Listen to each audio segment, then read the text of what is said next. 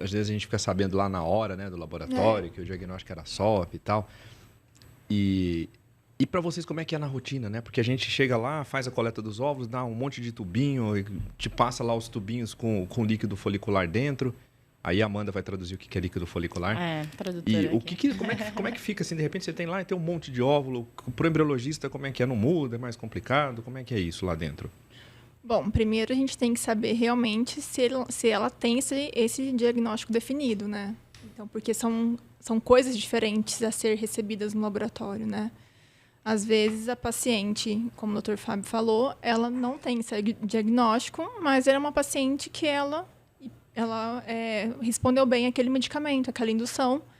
Então, aí a gente entra no outro padrão, né? Agora, quando a paciente ela vem realmente diagnosticada com o SOP mesmo, né? Com a síndrome, ela é realmente aquilo, aí são outras características, né? Porque a gente percebe mais, vem uma grande quantidade de folículos no ultrassom, porém, não necessariamente dentro dos folículos tem os óvulos, né? Então, a gente recebe muito material vazio, que nós chamamos no laboratório, que são esses líquidos que a Amanda vai explicar, só que sem os óvulos dentro. E isso é legal, porque é bem, às vezes, frustrante para a paciente. Exatamente. Porque a gente está fazendo ultrassom lá, ela durante tá esperando a indução. um número, né? Aí você chega e fala, faz o último ultrassom, vamos marcar o dia de tirar os óvulos. Ó, tem 30 aqui.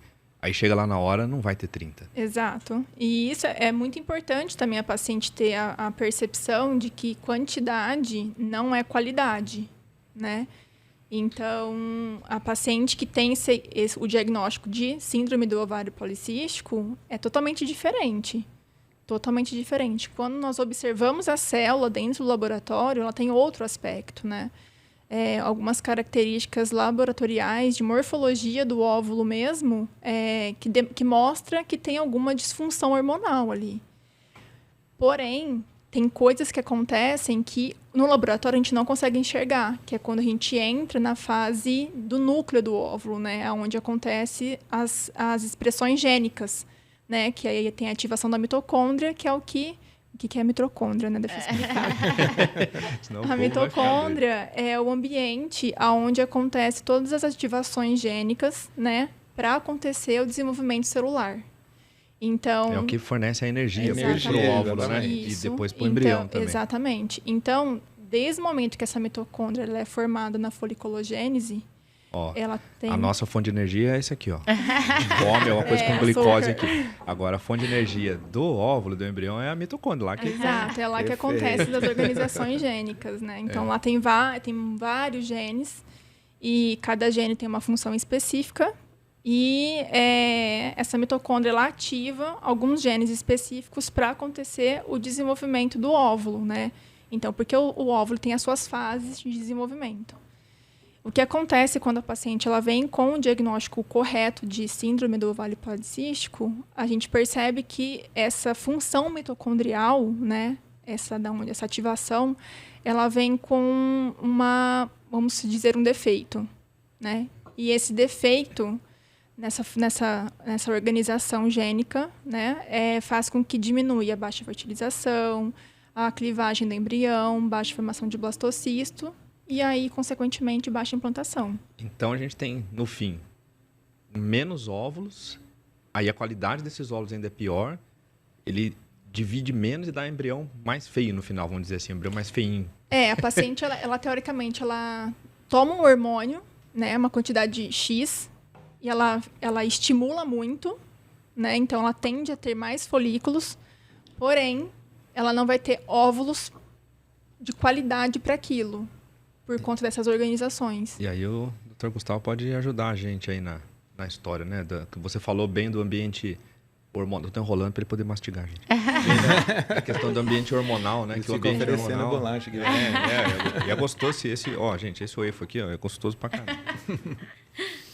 Então, mas aí eu quero defender as minhas pacientes, tá? Vai, faça a sua defesa. Porque essa síndrome é uma coisa tão interessante...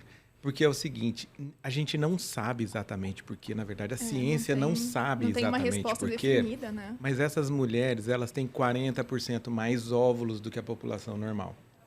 Então, inicialmente, quando a gente vai fazer contagem de folículo antral, ou seja, para saber quantos folículos a paciente tem ali, a gente vai fazer dosagem do hormônio antimileriano, que é um exame que a gente utiliza muito frequentemente para a gente avaliar a fertilidade naquele momento, né?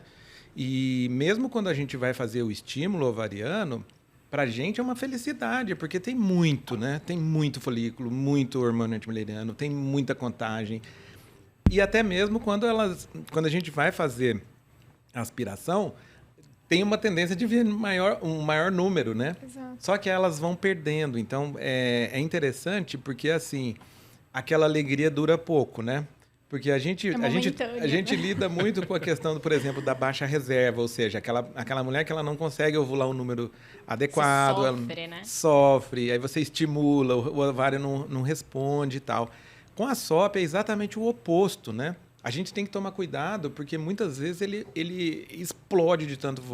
Obviamente não explode, né? Mas assim, a quantidade de óvulos dele... Sobrecarrega, né, o ovário. Cresce tanto e a quantidade de hormônio que eles produzem é tão grande que começa até mesmo a colocar em risco a paciente. Então, por isso, quando a gente vai fazer um estímulo de uma paciente que tem SOP, assim, precisa de uma série de cuidados, né? De cuidados para ela não ter uma síndrome de hiperestímulo, a gente tem que modular um pouco o tipo de remédio que a gente vai dar para ela ter uma resposta adequada, não excessiva. Até o estilo de vida muda da paciente. Exatamente. Também, né, doutor? Então, nesse aspecto, essa doença é uma doença muito misteriosa, porque ela tem um número muito maior de folículos, ela tem um número muito maior de óvulos, mas que, no fim das contas, ela fica mais ou menos igual à mulher que não tem a síndrome, né? Exato. Aí, a propósito, tem até uma outra... né? Equilibra.